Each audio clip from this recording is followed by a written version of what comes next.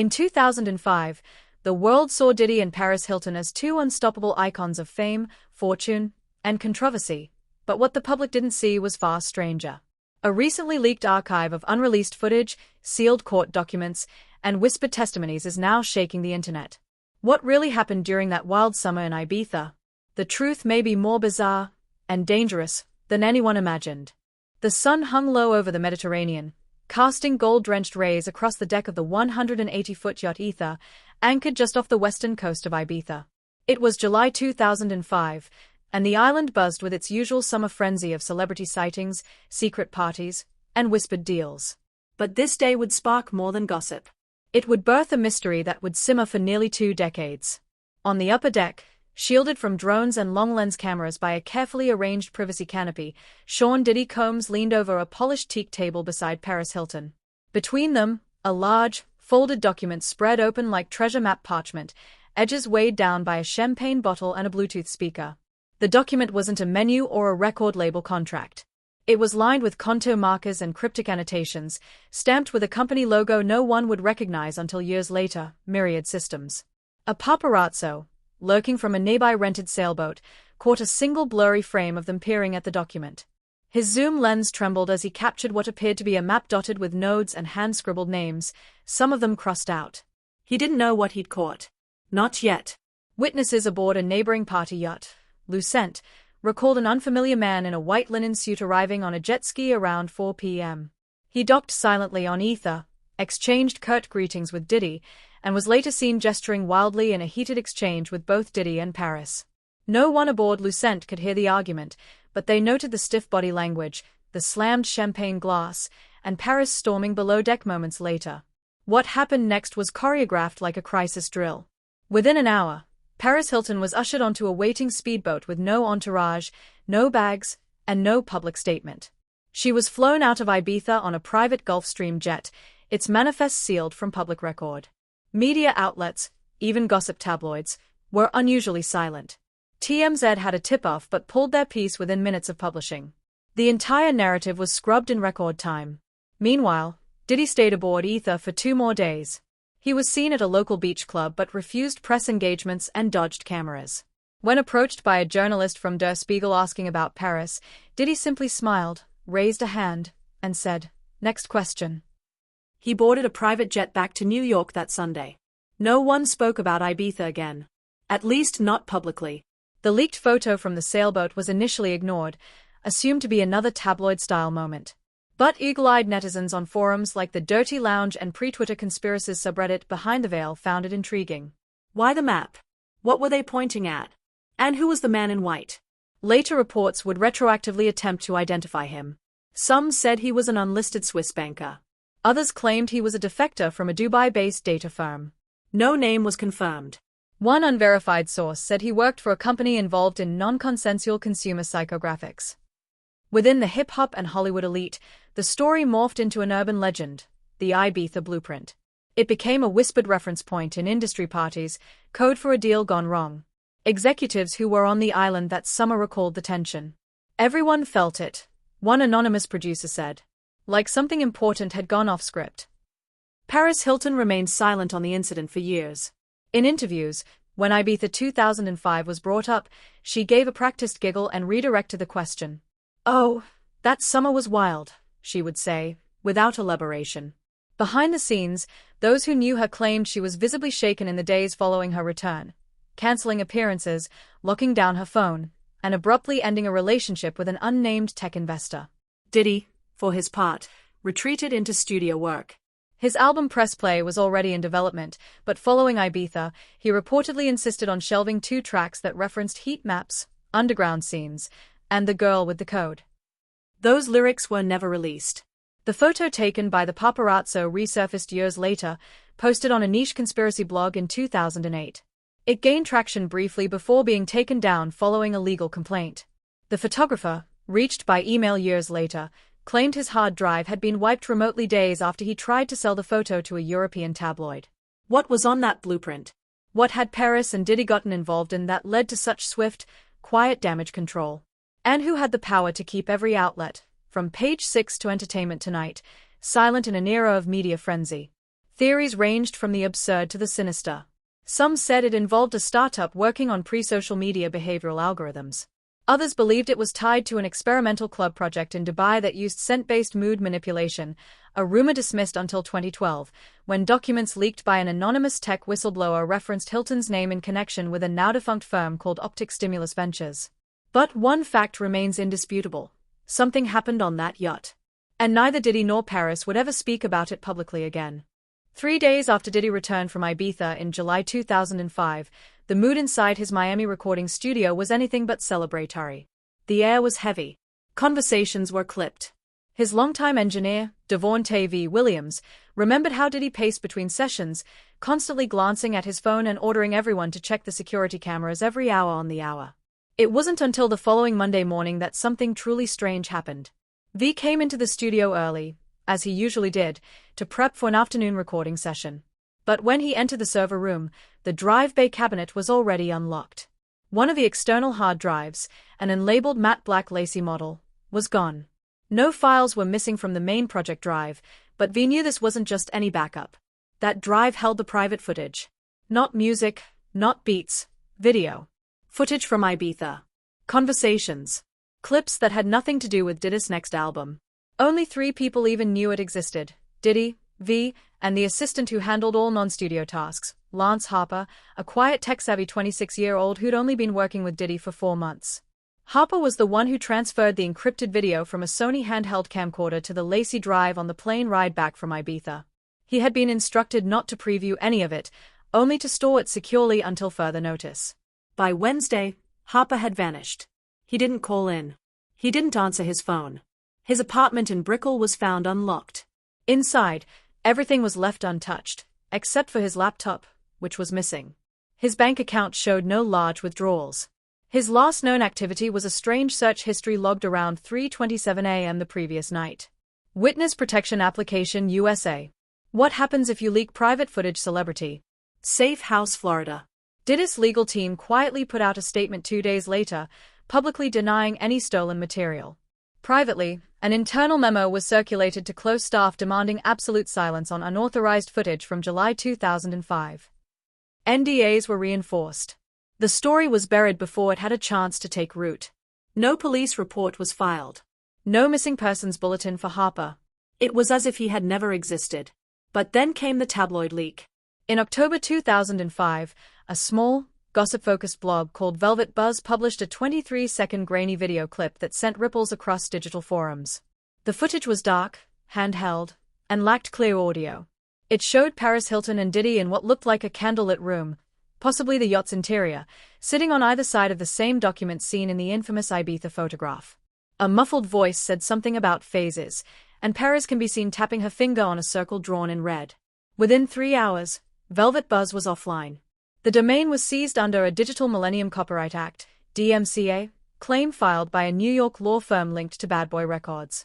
Its founder, a former nightlife promoter named Rachel Lynn, posted one final message to her personal blog.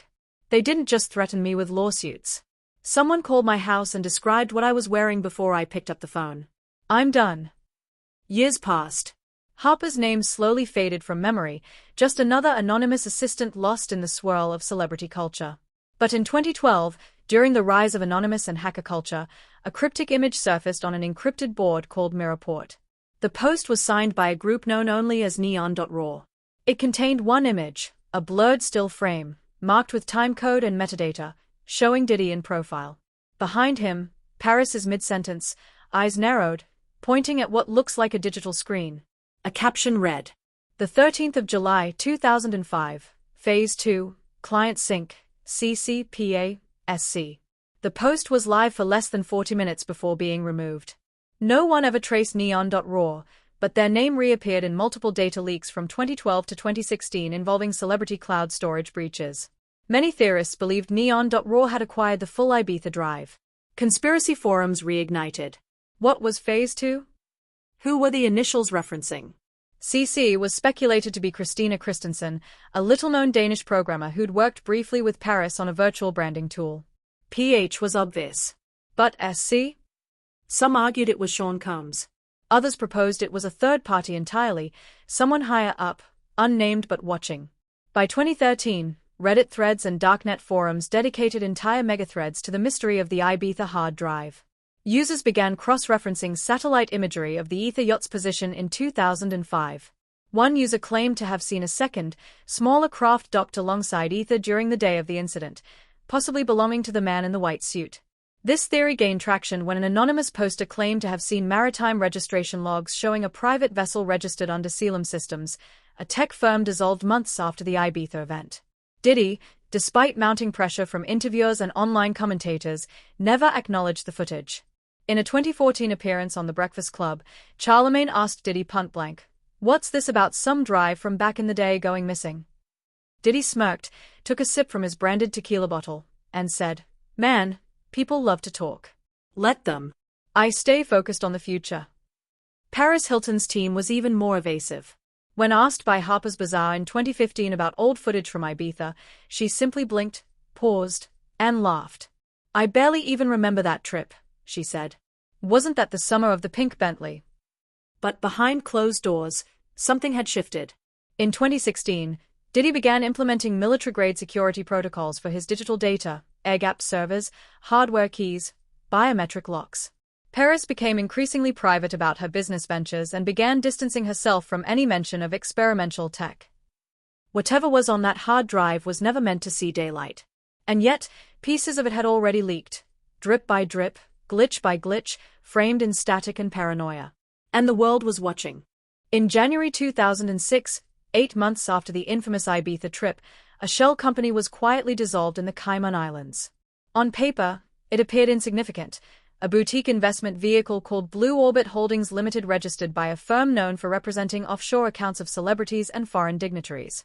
The company had no website, no employees, and no products. But a single financial disclosure, filed in error by a junior compliance analyst, linked two highly unusual investors, Sean Combs and Paris Whitney Hilton.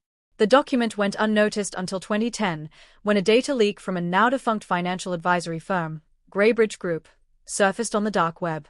Buried within the data was a line item labeled Q2 2005 capital injection, Blue Orbit Holdings, noting a $3.5 million wire from a Combs-controlled entertainment trust, and a matching $3.5 million from a trust tied to the Hilton family's real estate portfolio.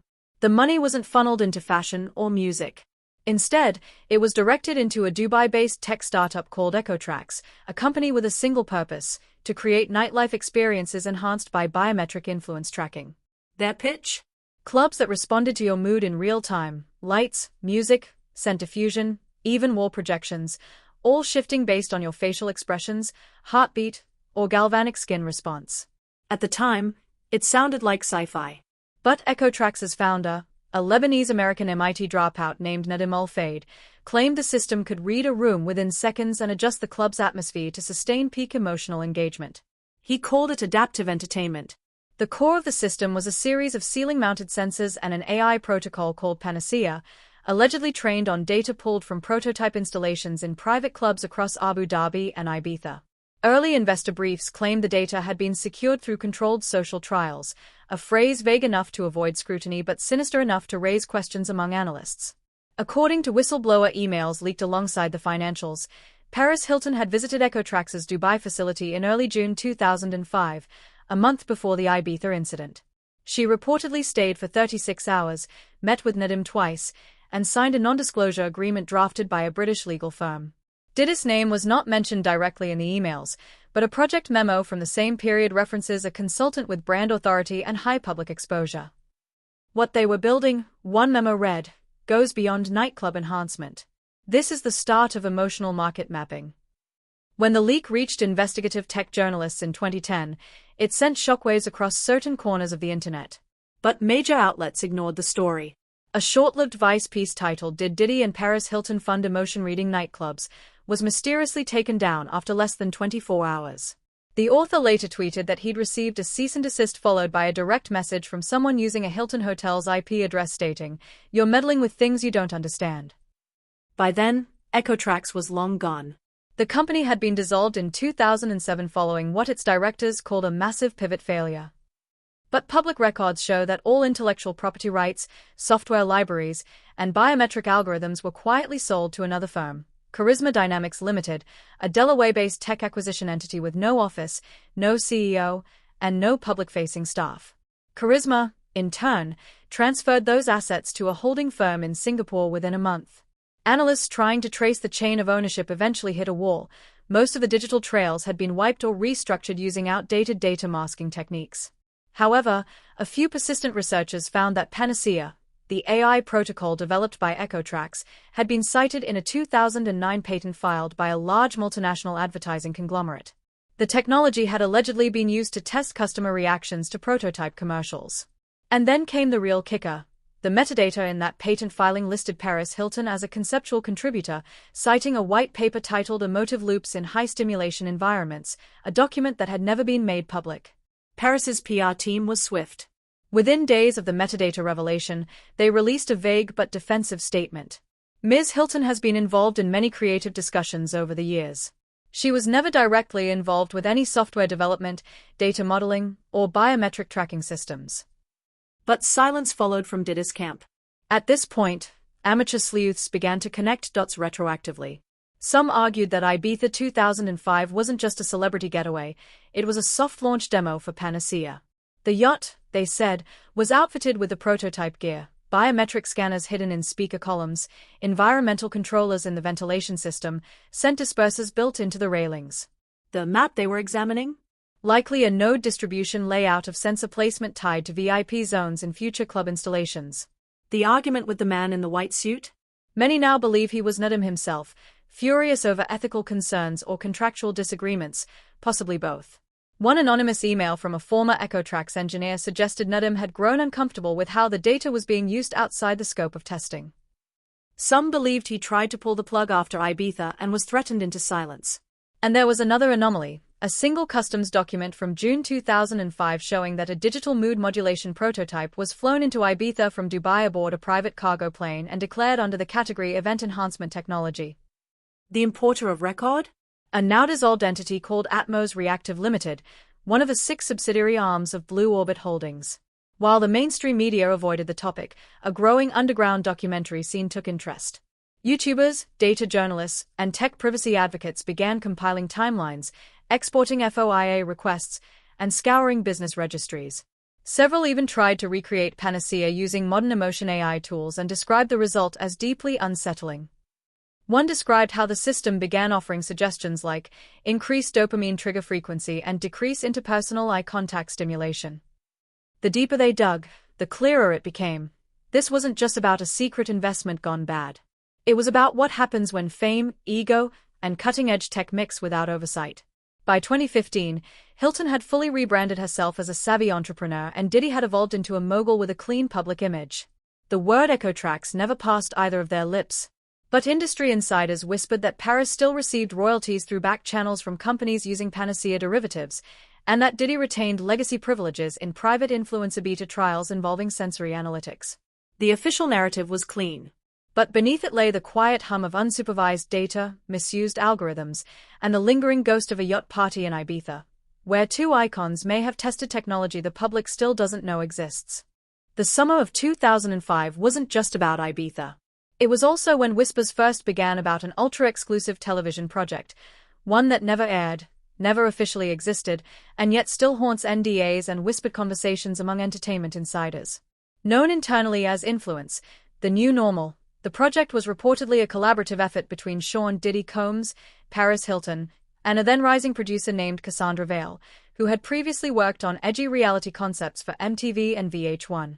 According to multiple ex-employees at Viacom, the show was conceived during a private meeting at the Mercer Hotel in New York just 2 weeks after Ibiza. Paris had flown in under a pseudonym. Diddy arrived late, surrounded by 3 advisors. The pitch was clear and radical, a reality series tracking the lives of global influencers who pushed cultural boundaries and the tools they used to shape mass behavior. It wasn't just about partying. It was about power. Each episode would follow a different elite figure, music moguls, tech disruptors, socialites, underground club promoters, navigating a series of ethically ambiguous experiments. The cast would engage in situations designed to test how far fame and influence could bend human behavior in controlled environments. These were not spontaneous party scenes. These were planned rituals, with every variable, lighting, music, temperature, scent, dialogue, strategically manipulated by behind-the-scenes directors. Diddy and Paris were both listed as executive experience engineers, a title that appeared on early treatment documents but was never used again in any official network correspondence.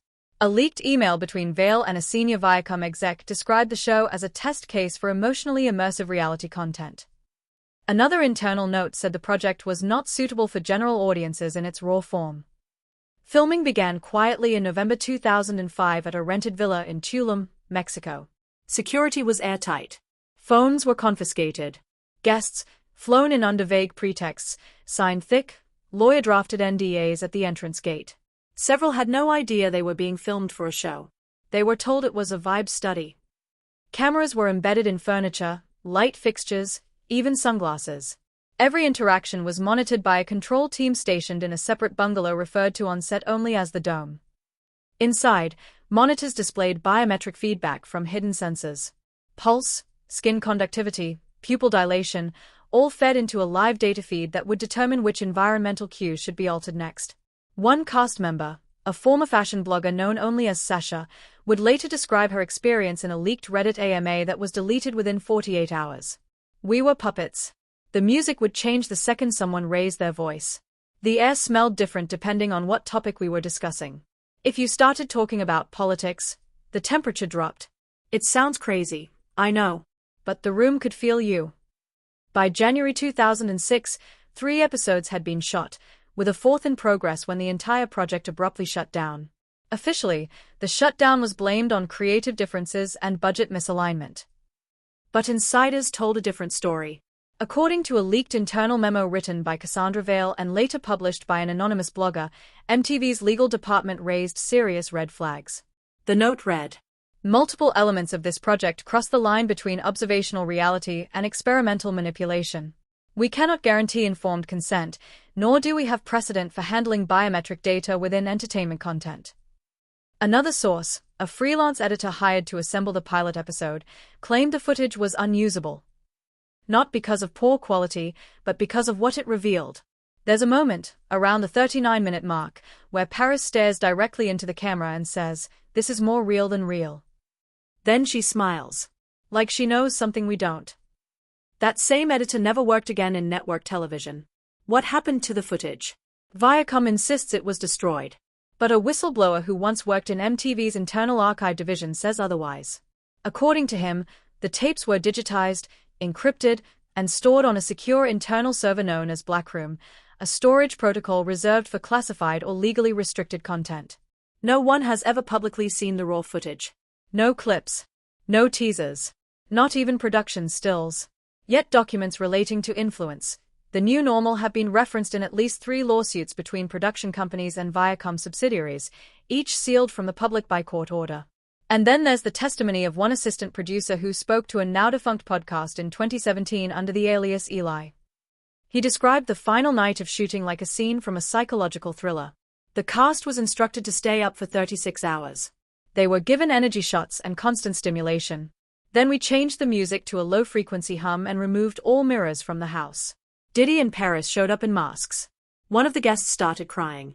Another claimed she saw her dead father in a reflection on the window. It was art, but it was wrong. Paris's PR team has denied any knowledge of the show. In 2018, when asked by Rolling Stone whether she had ever filmed a secret reality project with Diddy, she simply blinked and said, "I film a lot of things. Most of it never sees the light of day." Diddy has never commented. Not once. The production company, Eighth Realm Entertainment, was dissolved in 2007. Its only other known credit was a cancelled pilot called Excess Quotient, described in trade papers as an exploration of post-wealth behavior. All domain names tied to the company now redirect to placeholder URLs. And yet, the rumors persist. Internet sleuths claim that fragments of the unreleased show still exist, encrypted, passed hand-to-hand among underground archivists. One user on a private Plex server once uploaded a 15-minute cut allegedly pulled from Blackroom, but it was taken down before anyone could download a full copy. Those who caught a glimpse say the footage felt uncanny, as if the people on screen weren't acting, but being acted upon. What remains of influence? The new normal is a ghost story. Not just about a show that never aired, but about what it attempted to capture. The control of perception, the boundaries of consent, And what happens when reality TV stops being entertainment and becomes an experiment? Some say it wasn't cancelled because it failed. It was cancelled because it worked. Berlin, September 2009. The city pulsed with its usual after-dark energy, thumping techno echoing through industrial warehouses repurposed into clubs, neon graffiti bleeding across ancient brick walls, and crowds moving like currents through shadow and light. That night, the epicentre was a rooftop venue known only to insiders as Ghostbox, a semi-legal event space with a reputation for drawing celebrities who didn't want to be seen, but wanted to be remembered. The guest DJ that evening was none other than Sean Diddy Combs. He had arrived unannounced, flanked by 2 silent bodyguards and a European promoter known for fixing unadvertised appearances for high-paying clientele. The event wasn't listed anywhere, not on flyers, not on blogs, not even whispered among Berlin's usually well-informed party circuit. But by midnight, word had spread. People began packing in like sardines, drawn by the promise of something bigger than music. At 1:22 a.m., Diddy took to the booth. The crowd roared, drinks spilled, camera phones were held high, only to be forced down minutes later by club security enforcing a strict no-filming policy. That detail would later prove critical.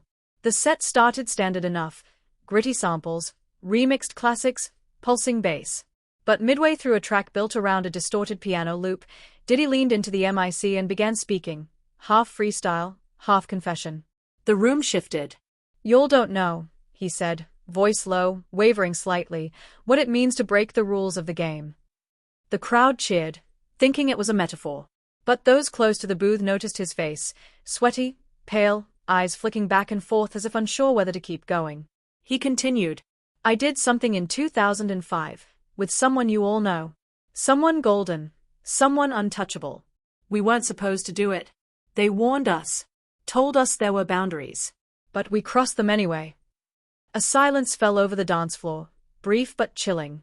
Then he laughed, nervously, perhaps performatively, and tried to shift back into the beat. But the damage was done. Unbeknownst to him, a tech YouTuber from Denmark named Felix Brugger had been live-streaming audio from the booth using a high-quality portable field recorder hidden in his jacket. The live stream, limited to about 20 viewers at the time, was hosted on a private page he'd set up to test low-fi rave broadcasts. The audio was unarchived, meant to disappear after the stream ended. Except it didn't. One of the stream's viewers, a Canadian producer named Callum Vex, screen-recorded the entire thing. Within 36 hours, an edited clip titled "Diddy Confesses to Breaking the Game, WTF," appeared on a tiny YouTube channel with under 200 subscribers. The clip spread like wildfire across conspiracy boards, Reddit threads, and encrypted forums. The phrase "breaking the rules of the game" instantly became a meme, and a riddle. Was Diddy talking about music industry politics? Elite secret societies? The Ibiza incident? The unreleased show? Paris Hilton? In the clip, the following lines were isolated and repeated like gospel in dozens of fan-made videos. They said not to involve her. That she was too high-profile. Too visible. But I did it anyway. The mirror room. The phases. Panacea. You can't unsee what's been shown. You can't unshow it either. The live stream was deleted within 48 hours. Felix's original site was taken down permanently, and within a week, his social accounts were locked or removed. He later told a Berlin-based journalist that he'd been approached by men in suits claiming to represent music licensing authorities. He was offered €10,000 in cash to destroy the original audio device, an offer he accepted. Diddy's representatives issued a brief statement calling the event performance art and saying, "Mr. Combs often incorporates abstract references into his live sets to challenge perceptions. Any speculation regarding real-life events is purely imaginative." But for those who had followed the trail since 2005, the message was clear. Diddy had cracked under the weight of silence. Whether intentional or intoxicated, he had given them more confirmation than years of leaks ever had. Paris Hilton, for her part, stayed completely silent. But internet sleuths noticed a curious post on her Instagram story just days after the video clip began to circulate. It was a simple black square with the caption, "Some things are better left archived." No explanation. No follow-up. The story vanished in 24 hours. Theories multiplied. Some believed the confession referred to the illegal data collection performed during the filming of Influence, the new normal. Others were convinced it pointed to the Ibiza prototype tests, suggesting Diddy had defied the limitations placed on Panacea and had pushed the tech too far. A more fringe theory proposed that Hilton and Diddy had conducted an unlicensed psychological trial on a group of high-profile influencers and had been blacklisted by an unseen regulatory force within the entertainment industrial complex. Still others insisted Diddy's speech was about loyalty and betrayal, referencing a supposed agreement among the ultra-famous to never weaponize influence for commercial control, an invisible handshake, as one podcaster put it. Regardless of the interpretation, what happened in Berlin refused to die. Artists began sampling the audio. An underground vinyl compilation titled Rules of the Game, Berlin '09 appeared at niche record stores, its cover featuring a stylized photo of Paris Hilton's eye superimposed over a yacht blueprint. By 2010, a web series called The Game They Broke was released on Vimeo, dramatizing the events of the Ibiza trip, the unreleased reality show, and the Berlin booth confession. The show was clearly fiction. Actors played Diddy and Paris, but the script mirrored real quotes, events, and leaks with eerie precision. Lawyers for both celebrities had it pulled within a week. Yet the myth kept growing. Whispers about breaking the game became shorthand in media theory circles. Academic papers were written with titles like Manipulative Visibility and Post-Celebrity Agency in Controlled Environments, citing the Ibiza-Paris-Diddy triangle as the perfect storm of reality, illusion, and control. In Berlin, Ghostbox shut down the following year. The official story was zoning violations. But former staff said plainclothes officials came one morning and seized all equipment. They told us it was about tax fraud, one bartender said. But they took the mixer, the lighting console, even the art off the walls. As for Diddy, he never played Berlin again. In fact, he took a year off from live sets entirely. When asked in a 2011 interview why he'd stopped DJing, he replied, "Too much noise. Sometimes the silence is louder." But for those who heard what he said that night, the silence only confirmed the truth. They did break something in 2005. And now, piece by piece, it was leaking back into the world. On the afternoon of March 12, 2011, Paris Hilton tweeted something strange. Just 4 words, no context, no emoji, no follow-up. They found it. Finally. The tweet stayed up for just 17 minutes before being deleted. But in those 17 minutes, it was screenshot, retweeted, archived, and analyzed. To most, it was another cryptic celebrity moment, fodder for the blogosphere. But to a niche group of investigators and internet sleuths still obsessing over the 2005 Ibiza events, it was a signal. Within hours, Hilton's name surged on Reddit conspiracy boards. People cross-referenced it against dormant threads discussing the missing hard drive, the Panacea project, and the fabled unreleased reality show. But what happened next was even more curious. Paris Hilton disappeared. Not metaphorically, literally. From the evening of March 12 through to the morning of March 15, 2011, Paris made no public appearances. No paparazzi photos. No social media activity. No press events. No club sightings. No casual shopping images that tabloids churned out daily. For someone whose brand thrived on visibility, this sudden vanishing act triggered alarm bells, not just among fans, but within her own PR circles. By the second day, gossip websites began speculating. TMZ ran a short headline, Paris laying low or missing, before quickly replacing it with a fluff piece about her dog. Page 6 reportedly prepared a segment on the tweet and disappearance but killed it last minute. One editor, speaking anonymously, claimed they'd received a call from an international legal representative suggesting the story could endanger lives if published. Behind the scenes, Hilton's inner circle scrambled. A junior staffer who would later be terminated for breaching NDA posted anonymously to a private Facebook group for entertainment assistants, writing, "It's not normal. Phones are off. Her house has double security. I think she's in lockdown." Another source close to her manager claimed that an emergency crisis team had been activated and that the family was operating under what was referred to as Protocol Violet. No one had ever heard of it. Then came the leak. On the morning of March 14, CCTV footage from a private residence in Beverly Hills made its way onto a Telegram group frequented by data leak enthusiasts. The grainy, infrared footage showed a tall, unidentifiable figure in a hoodie entering Hilton's estate at exactly 3:03 a.m. The timestamp confirmed it as the first night of her disappearance. The figure carried a briefcase, moved with purpose, and wasn't stopped by security. What alarmed analysts wasn't just the entry, but the way the security system responded. It didn't. No alarms were triggered. No lights activated. The gates opened remotely. This wasn't a break-in. This was an expected arrival. Speculation exploded. Was the briefcase it, the missing hard drive from 2005? A physical copy of the unreleased pilot? The original Panacea schematics? Or worse, a list of names connected to the Ibiza trials? The next day, Hilton re-emerged. At 9:46 a.m. on March 15, she was spotted leaving a luxury wellness retreat in Calabasas wearing oversized sunglasses, a pastel hoodie, and accompanied by 2 new bodyguards. She waved at cameras, said nothing, and was escorted into a black SUV. A carefully crafted press release followed an hour later. Ms. Hilton took time for personal wellness and digital detox. Any reports of disappearance are false. She is healthy, safe, and grateful for the concern. But the internet wasn't buying it. Digital forensics experts dissected the security footage. One Redditor slowed the video frame by frame and pointed out a subtle but startling detail. The briefcase carried by the figure bore a sticker, a barely visible logo belonging to a defunct tech firm called Atmos Reactive Limited. The same company previously linked to the Ibiza prototype shipping manifest. Even more bizarre, Paris posted an Instagram selfie that afternoon with the caption, "A little rest goes a long way, sparkling heart #recharged #new vibes." The photo appeared normal at first glance, but metadata revealed it had been taken 2 days prior, on March 13, during the period she was supposedly off-grid. It was pre-recorded content. A placeholder. A digital decoy. Sleuths began compiling a timeline of the disappearance. Key observations included: March 12, 3:17 p.m., cryptic tweet. March the 12th, 11:42 p.m., security guards changed shifts early.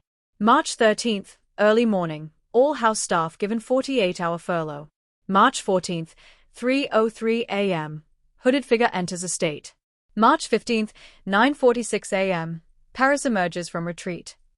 In online theory circles, the phrase "they found it" became code for a breakthrough, proof that someone, somewhere, had recovered physical evidence of whatever occurred in 2005.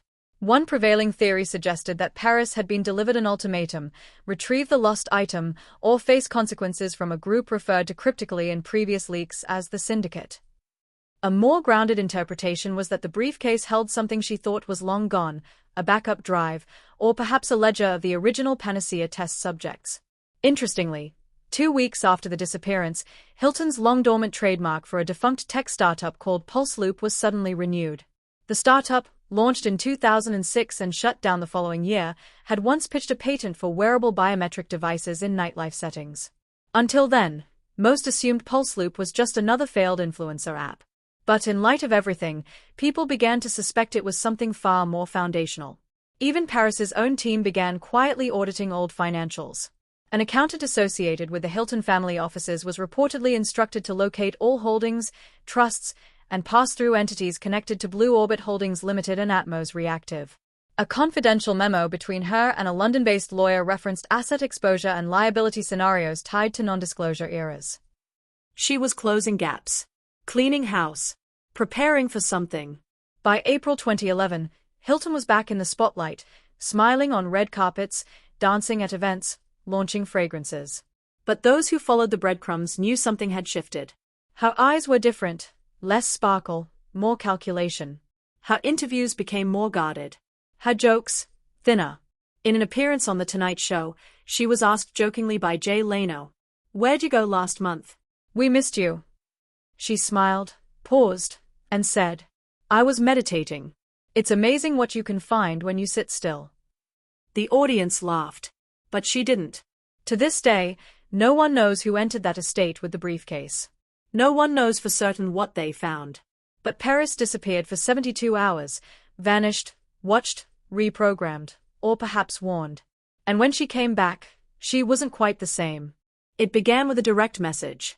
On June 2, 2013, the inbox of @SignalEcho, a Twitter account known for aggregating leaked documents and obscure FOIA results, received a single message from an anonymous user with the handle @OrionSignal. The account had 0 followers, no profile picture, and was created that same day. The message contained nothing but a file, journal_extract_2005.pdf. Attached was a heavily redacted scan of what appeared to be a handwritten journal entry. Its author? A former assistant to Sean Combs named Tobias Wynn, a man who had vanished from the public eye nearly 8 years earlier. The document had no official verification, but handwriting analysts, Comparing the script to known samples from old tour notes and production call sheets confirmed the match within days. The journal entry was dated July 18, 2005, just 1 week after the infamous Ibiza incident. The entry read in part: "The hotel key. The mirror room. The code she whispered, twice. He didn't want to go back in. She said it was already too late. I watched the screen glitch when he placed his hand on the panel. Phase 3 was never approved. I wrote the time down. 2:47 a.m. Several sections were blacked out, but certain phrases were visible. No backups, she insisted. The light in the glass turned green. Do not mention her name again. S said it's classified now. P still thinks this is about control. But he saw it. We both saw it." For those who had been following the story since the earliest leaks, the yacht, the drive, panacea, this entry was nuclear. Not just for its content, but because it broke the silence from inside. Tobias Wynn had been with Diddy's team from 2003 to 2006. He was known as a quiet operator, someone who handled sensitive logistics, bookings, tech coordination, closed-door meetings. In 2007, he abruptly resigned, citing creative exhaustion, and moved to Copenhagen, where he was briefly employed at a luxury wellness retreat before disappearing from public records. Some said he'd entered a monastery. Others believed he was under silent protection. Now, he had returned. Within 48 hours, at Orion Signal posted again, this time linking to a Dropbox archive. It contained a high-resolution scan of a second journal entry, dated August 5, 2005. A redacted contract titled Visual Influence Project, Phase Allocation Agreement. A blurry photo of what appeared to be a room filled with glowing mirrors. The second journal entry made reference to a session in a location codenamed the Mirror Room. It described a scene where Paris Hilton stood in front of a panel, inputting a 6-digit sequence while Diddy watched silently from behind. When the code was accepted, a wall reportedly dissolved, revealing a series of screens displaying live feeds of unknown individuals, some sleeping, others dancing, one crying silently. The text read. The feeds looped. She watched the crying woman and said, "This is where it begins." Asked her if this was panacea. She laughed and said, "No. This is the demo." The contract, while mostly redacted, contained references to Blue Orbit Holdings Limited, Pulse Loop Technologies, and a licensee entity labeled Myriad Media Ventures. Paris Hilton's initials, PHWH, appeared next to a clause titled User Interface Oversight. Diddy was listed as a Level B observer. The final photo showed mirrored panels mounted in a hexagonal room, each one glowing with faint geometric patterns. The image's metadata placed the location as Colla Zaraka, Ibiza, a secluded bay only accessible by private boat. By this point, Wynn's leaks had gone viral. Vice ran a story within hours. Inside the Mirror Room, did Diddy and Paris Hilton test emotional surveillance in 2005? The article included statements from a former MTV legal consultant who confirmed that the Mirror Room was a code word used during internal Viacom meetings about the unreleased reality show. Shortly after publication, the story was pulled offline. Vice editors cited external legal pressure. Other websites followed suit. Even Reddit threads discussing the leaks were mysteriously deleted, with moderators claiming unusual user reports and back-end interference. That same week, Paris Hilton cancelled 3 scheduled public appearances with no explanation. Diddy, attending a fashion event in Milan, reportedly left early after receiving a strange phone call, according to a fashion journalist seated nearby. Then came the final message from at Orion Signal. "I've said what I needed to say. You've seen enough. I hope you understand now. This was never supposed to be about them. It was about us." The account was deleted minutes later. Shortly thereafter, a new user appeared on the dark web's Onion forums, claiming to be in possession of the full journal. They offered encrypted excerpts to prove it. One section referenced a conversation in which Diddy allegedly told Tobias, "If this gets out, it's not just our names on the line. It's the whole system. You get that, right?" The implications were enormous. Analysts speculated that the code referenced in the journal may have been tied to biometric access, part of the Panacea system or its derivatives. The feeds likely related to user trials conducted with or without consent, possibly as part of the unreleased reality show or through Echo Tracks linked installations in exclusive nightclubs. Some believe the Mirror Room was a prototype surveillance environment, a space where emotional data was harvested and analyzed in real time to manipulate outcomes. In other words, a testing ground for weaponized influence. What haunted most readers was not the technology, but the psychology behind it. If Paris and Diddy had witnessed what those screens showed, and allowed it to continue, then this wasn't just a scandal. It was a cover-up of an experiment that may have breached every ethical standard imaginable. Calls for accountability were ignored. Mainstream outlets refused to touch the story. Lawyers issued quiet takedowns. And Tobias Wynn? Vanished again. His name never resurfaced in any public forum, and at Orion Signal's entire digital trace was scrubbed within a month. Some say he's in hiding. Others believe he was silenced. But his words remained. The mirror room. The phases. The crying woman. The code. A string of fragments, stitched into internet legend, whispers of an invisible architecture beneath fame, beneath media, beneath control. And still, one more chapter remained. In the years since the first photo leaked, since the yacht off Ibiza, the mirror room, the missing hard drive, and the whispered names, one thing has become clear. Whatever happened between Diddy and Paris Hilton in 2005 was not isolated, and it was never just about them. By 2020, a growing network of digital archivists, freelance investigators, and media theorists began assembling all known material into a sprawling timeline, dubbed the Influence Map. This interactive web chart connected every confirmed event, date, and document from the Ibiza incident through to Paris Hilton's 2011 disappearance. Thousands of digital nodes now mark key points, leaked footage, legal filings, insider testimony, metadata fragments, even indirect references found in obscure interviews. The result? A disturbingly coherent narrative. At the center was a premise that once sounded like science fiction, that by 2005, a select group of cultural figures were experimenting with technology capable of manipulating public perception, not through advertising, but through biometric emotional response mapping. What started as a club enhancement tool became a testbed for something far more invasive. And whether Diddy and Paris were architects of this machine, or pawns used to promote it, is still debated. In 2018, a Netflix documentary titled Hype Protocol was quietly shelved just weeks before its release.